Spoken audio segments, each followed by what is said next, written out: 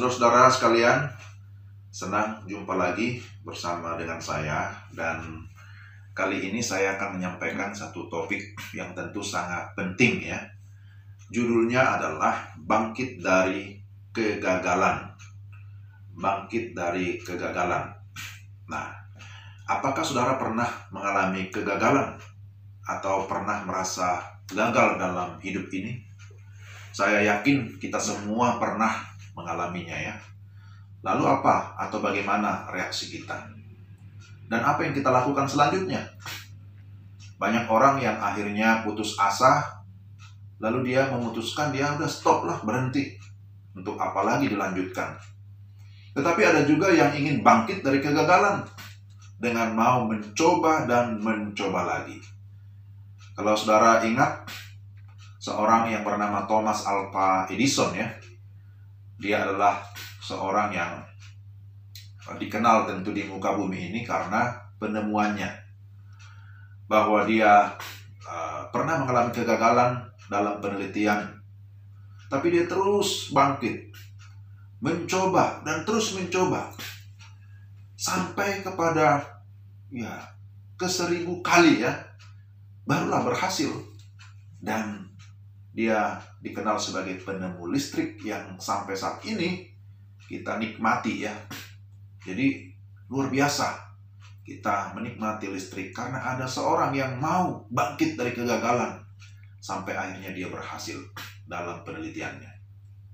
Nah saudara, di dalam Lukas 5 ayat 1-6 atau bisa juga sampai dengan ayat 11 ya, satu perikop ini dikisahkan tentang Petrus dan murid-murid yang lain, bahwa mereka sudah menangkap ikan sepanjang malam, artinya berusaha gitu ya, tapi mereka gagal untuk mendapatkan ikan.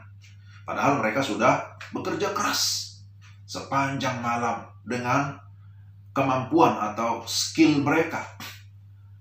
Mereka kan sudah berpengalaman, mereka bukan amatiran ya. Namun sekalipun mereka sudah berpengalaman, bisa gagal juga saudara-saudara. Jadi pengalaman yang banyak, keterampilan yang mumpuni itu tidak langsung otomatis menjamin bahwa seseorang pasti berhasil di dalam segala usahanya. Mereka sangat letih dan pastilah mengalami kekecewaan. Apa yang mereka lakukan? Mereka hampir putus asa. Tapi dalam keadaan demikian, muncullah atau hadirlah Yesus.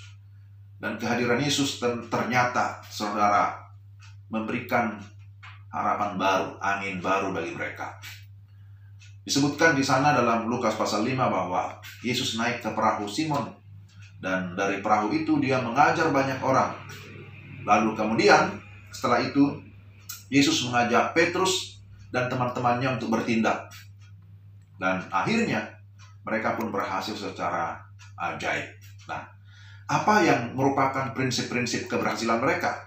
Pertama di sini, kalau kita lihat, itu adalah hadirat Allah yang kudus. Ya. Dalam Lukas 5 ayat 3 disebutkan bahwa Yesus ada bersama-sama dengan mereka. Pelajaran yang penting di sini adalah bahwa hadirat Kristus, atau dengan kata lain, kehadiran dan keterlibatan Kristus, itu menghasilkan perbedaan yang sangat besar. Mereka tidak menjala sendirian, tapi sekarang mereka sedang bersama dengan Tuhan. Pertanyaannya, bagaimana kita dapat merasakan hadirat Tuhan saat ini? Tentu dengan mengundang Yesus dan memberi diri dipimpin olehnya dengan segenap hati kita. Orang yang sudah percaya dan menerima Kristus, di dalam dirinya berdiam Roh Kudus. Maka kita meminta pimpinan Allah Roh Kudus. Dia yang berkuasa atas seluruh hidup kita. Kita menyerahkan hidup kita, pekerjaan kita, atau bisnis kita sepenuhnya di bawah otoritasnya. Saya kira ini hal yang pertama yang sangat mendasar. Yang kedua, ketaatan kepada perintahnya. Dalam Lukas 5 ayat yang keempat, setelah selesai berbicara, ia berkata kepada Simon, "Bertolaklah ke tempat yang dalam dan tebarkanlah jalamu untuk menangkap ikan." Sekali lagi, Yesus memerintahkan, bertolaklah ke tempat yang dalam dan tebarkan jalamu. Kita harus bekerja sama dengan Allah dalam hidup kita. Yesus memberitahu murid-muridnya kemana harus menjala, kapan harus melemparkan jala, dan bagaimana harus menjala. Maka jika Allah menuntun langkah kita, saudara-saudara, kita tidak akan gagal. Percayalah.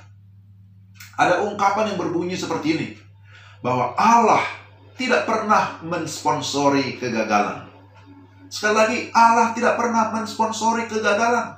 Hal yang penting adalah bahwa Petrus tidak membantah atau berbantah-bantah, tapi dia hanya taat.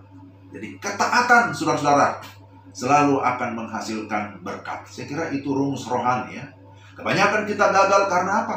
Karena kita sering membantah dan meragukan kuasa Tuhan. Yang ketiga, mengharapkan Allah untuk bertindak. Ini poin pengharapan. Dalam Lukas 5 ayat 5, Simon menjawab, "Guru, telah sepanjang malam kami bekerja keras dan kami tidak menangkap apa-apa. Tetapi karena Engkau menyuruhnya, aku akan menebarkan jala juga." Saudara perhatikan di sini. Karena Engkau menyuruhnya, aku akan menebarkan jala juga. Artinya, di dalamnya ada pengharapan. Petrus mengharapkan Allah bertindak. Bahwa Allah dapat bertindak melampaui pengalamannya, iya. Melampaui pengalamannya, melampaui pengetahuannya, melampaui keahliannya, bahkan melampaui hukum alam ini. Dan benar, apa yang terjadi? Mereka pun menangkap ikan yang banyak.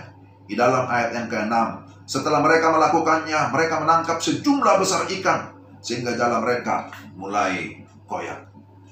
Mereka menangkap ikan melampaui daripada apa yang mereka pikirkan atau perkirakan. Sungguh luar biasa.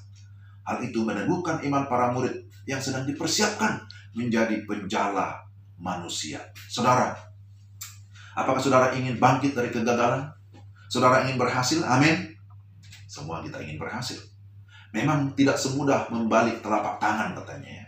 Bukan juga seperti apa itu, sulap, sim, salabim, atau abrakadabra. Tidak demikian, saudara.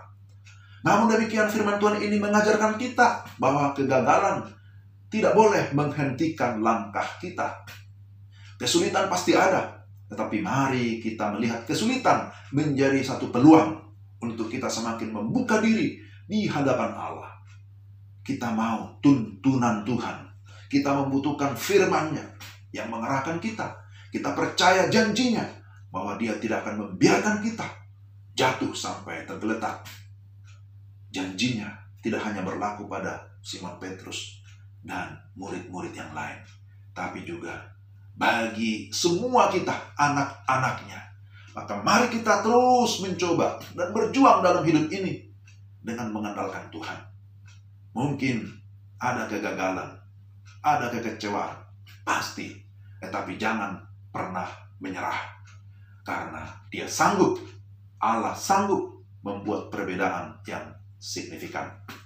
Kiranya Tuhan menolong dan memampukan kita untuk tetap hidup mengandalkan Dia. Tuhan memberkati saudara sekalian. Shalom.